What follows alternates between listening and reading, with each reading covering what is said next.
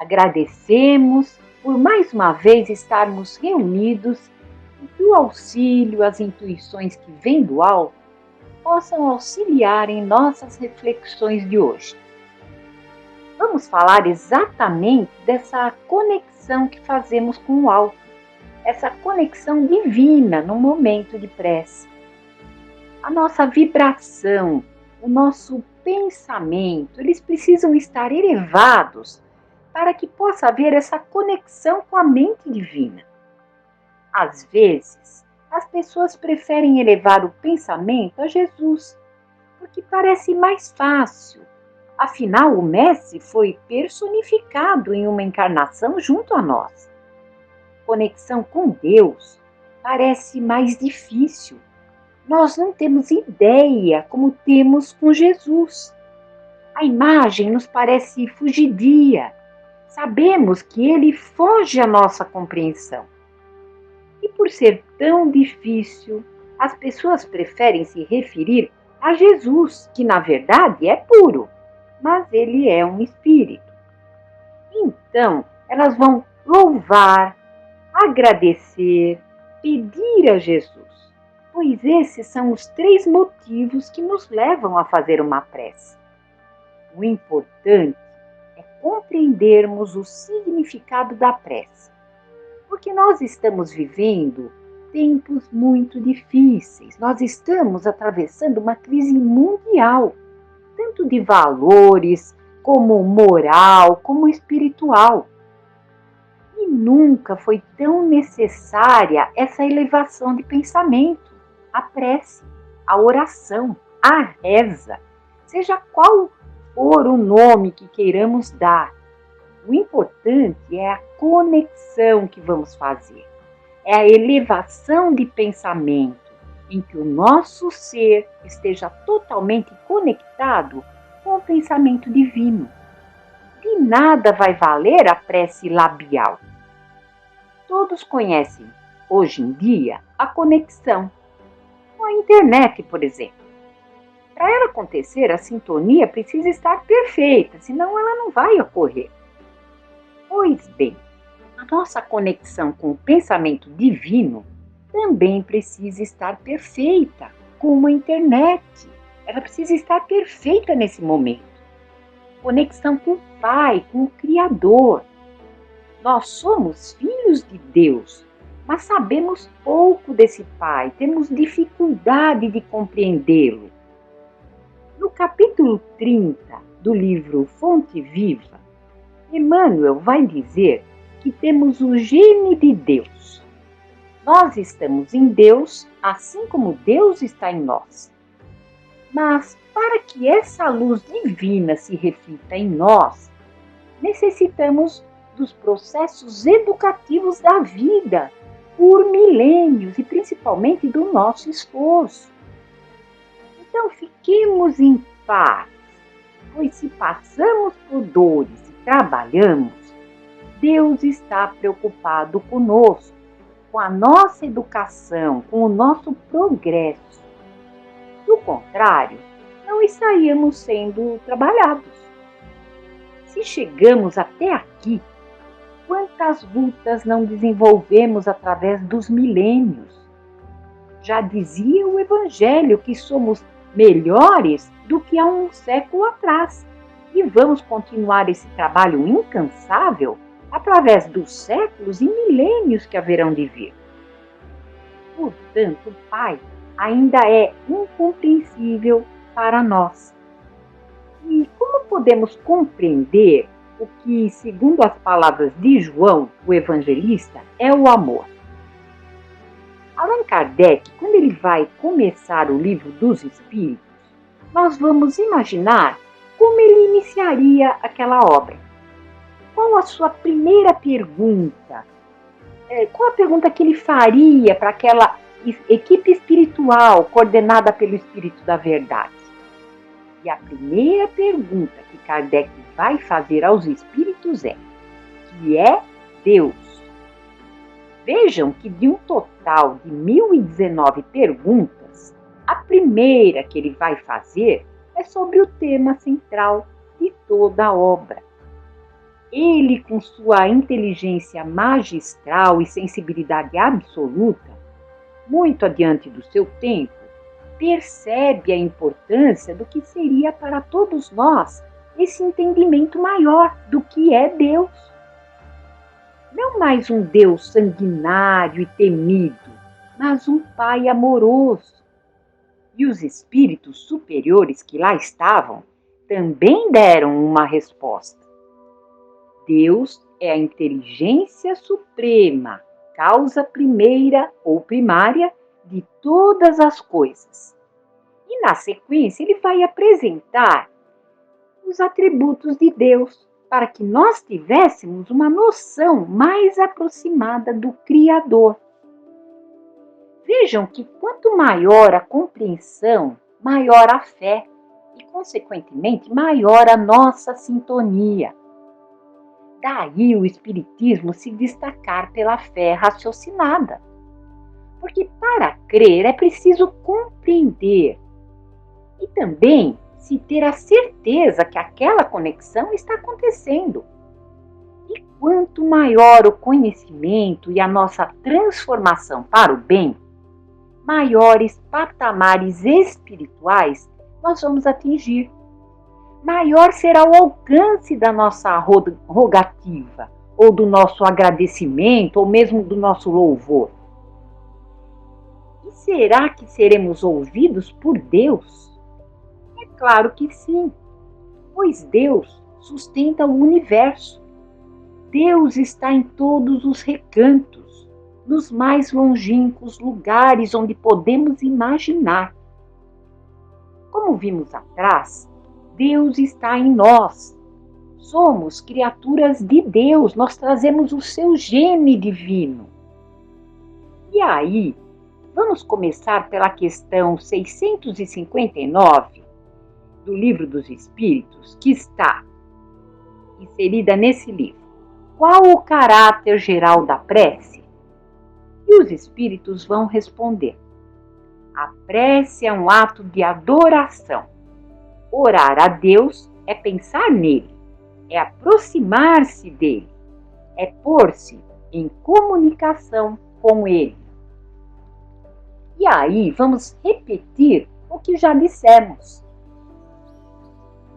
3 coisas podemos nos propor por meio da prece: louvar, pedir e agradecer.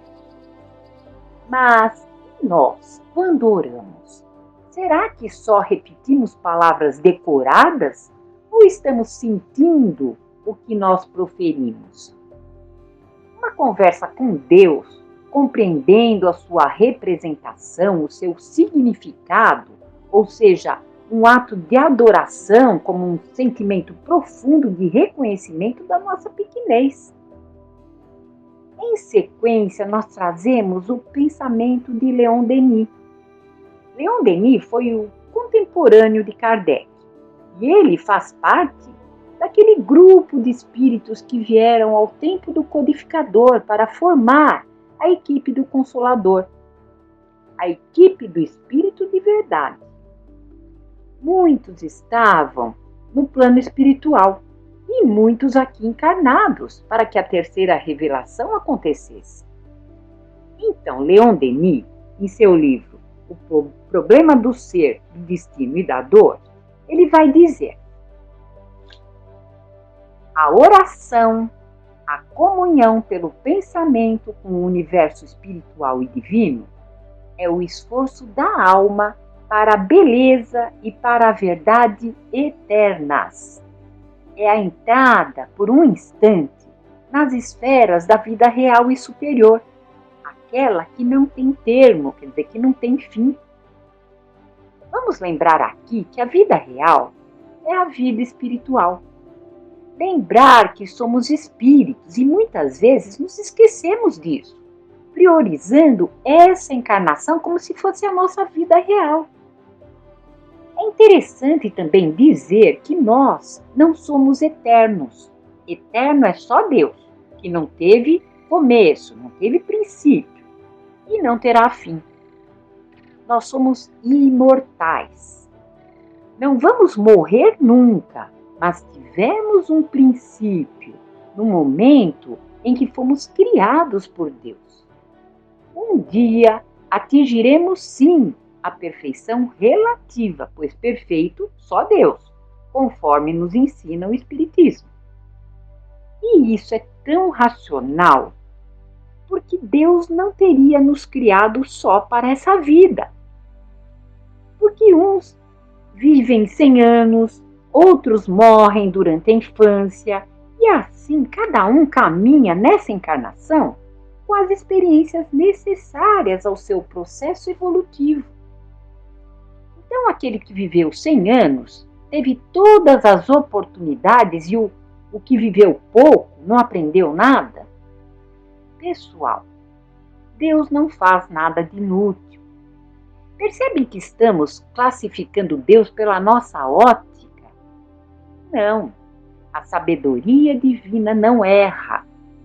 Lembremos da reencarnação, que é a oportunidade que o espírito tem de prosseguir na sua escalada evolutiva, de conquistar a sua própria liberdade, a sua própria evolução, até chegar naquele ponto da felicidade, que na verdade é a paz da consciência. Aqui, como encarnados, temos momentos de felicidade que são muito rápidos, passam depressa. Ao mesmo tempo, os momentos que não são felizes parece que duram a passar. Como eles são difíceis esses momentos. Porque sabemos que a felicidade completa não é desse mundo, mas nós que viemos do mundo espiritual e para lá retornaremos, nós temos a nossa pátria de origem. E esse momento aqui na Terra é passageiro, um instante diante da imortalidade. Enfim, nós vamos lembrar que a lei de atração é o que vige em todo o universo, quer dizer, essa lei vigora no universo todo. Por exemplo, se estamos aqui hoje, reunidos em torno de um estudo, de uma reflexão sobre aspectos da doutrina espírita, é porque esse assunto nos causa interesse. Estamos aqui reunidos pela lei de atração. Nossas mentes estão conectadas pelo mesmo interesse, percebem? Um estudo e um conhecimento maior a respeito das leis de Deus, trazidas pelo Cristo, são importantes para nós. E também pela nossa fé raciocinada, obtida a partir da terceira revelação. E isso é em tudo. Ao longo da vida essa conexão acontece. A criança, desde pequenina, ela já começa a ter uma atração maior por algumas crianças que certamente lhe causem uma afinidade maior. E assim elas vão estabelecer uma conexão maior entre si. E passando o tempo, vamos continuar a estabelecer conexões com outras pessoas, com gostos, com pensamentos semelhantes, e tudo isso seguindo o princípio das afinidades. Porque essa lei de atração, ela vai vigorar em todo o universo. E aí vamos concluir que somos a soma de muitos que pensam como pensamos, encarnados ou desencarnados. E aí eles se aproximam. E é por isso que Paulo vai dizer em uma de suas epístolas, nós temos uma nuvem de testemunhas. Porque esses espíritos encarnados ou desencarnados vão se aproximar de nós pelos nossos gostos, pelas nossas tendências. Muito bem. A sintonia, no caso da prece, é aquela que a pessoa está buscando com determinada entidade em que ela espera receber de acordo com as suas expectativas. E pela lei de sintonia, as emissões mentais da pessoa, elas vão alcançando o alto. mas vão seguir o padrão da sintonia que ela vai conseguir emitir. Por isso ela deve ser sincera, isenta de um coração com outros interesses, com outros interesses, na verdade, né? A prece sempre acende uma luz, sobretudo nos momentos conturbados em que vivemos. Muitos corações poderão ser socorridos em decorrência de uma prece sincera daquele que a emite. Mas vamos dar alguns exemplos aqui sobre essa luz que se acende com a prece. Devemos sempre orar pedindo proteção, por exemplo, ao sair de casa, ao viajar, mas isso vai nos envolver naquele processo de sintonia ou de simpatia de muitos que estão a nosso favor. Isso não quer dizer que não seremos assaltados, por exemplo, mas quer dizer que seremos beneficiados por aqueles que nos rodeiam. Porque a prece não é barganha, ela não estabelece um regime de isenção. Aquilo que está programado a nos acontecer vai nos alcançar, mas tudo pode ser suavizado, porque a prece estabelece esse escudo de proteção que vem do alto. O mesmo poderá nos acontecer no caso de uma doença fatal. Se a programação é o desencarne, não estaremos isentos, porque emitimos uma prece. Mas a prece, atuará em nós como um escudo protetor, que vai suavizar a nossa dor, vai nos trazer aquela serenidade, vai nos dar a força da resignação e principalmente a compreensão da soberana vontade de Deus, nos levando à calma e àquela paz. A oração também é para todos nós uma preparação do ambiente. Vamos nos lembrar que uma reunião mediúnica nunca irá começar sem a prece, sem a elevação do pensamento. Porque todos precisamos dessa sintonia com o alto. É um preparo. Muitas vezes estamos aqui nos nossos afazeres materiais e a prece será o momento de quebrar essa materialidade através da conexão com o alto. Nós vamos relatar agora um caso que é relativo à prece e que está no livro Memórias de um Suicida, do autor Camilo Cândido Botelho, psicografia da Ivone Pereira.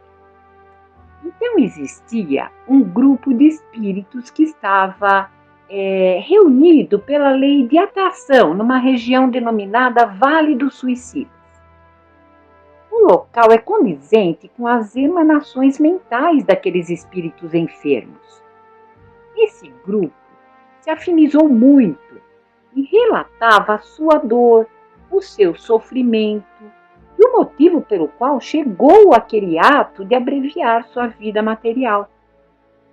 Chegou um tempo em que esse grupo já se encontrava em condições de ser atendido e foi levado a uma colônia espiritual denominada Legião dos Servos de Maria, Maria, Mãe de Jesus, que abriga aos suicidas que se colocam em condições de socorro.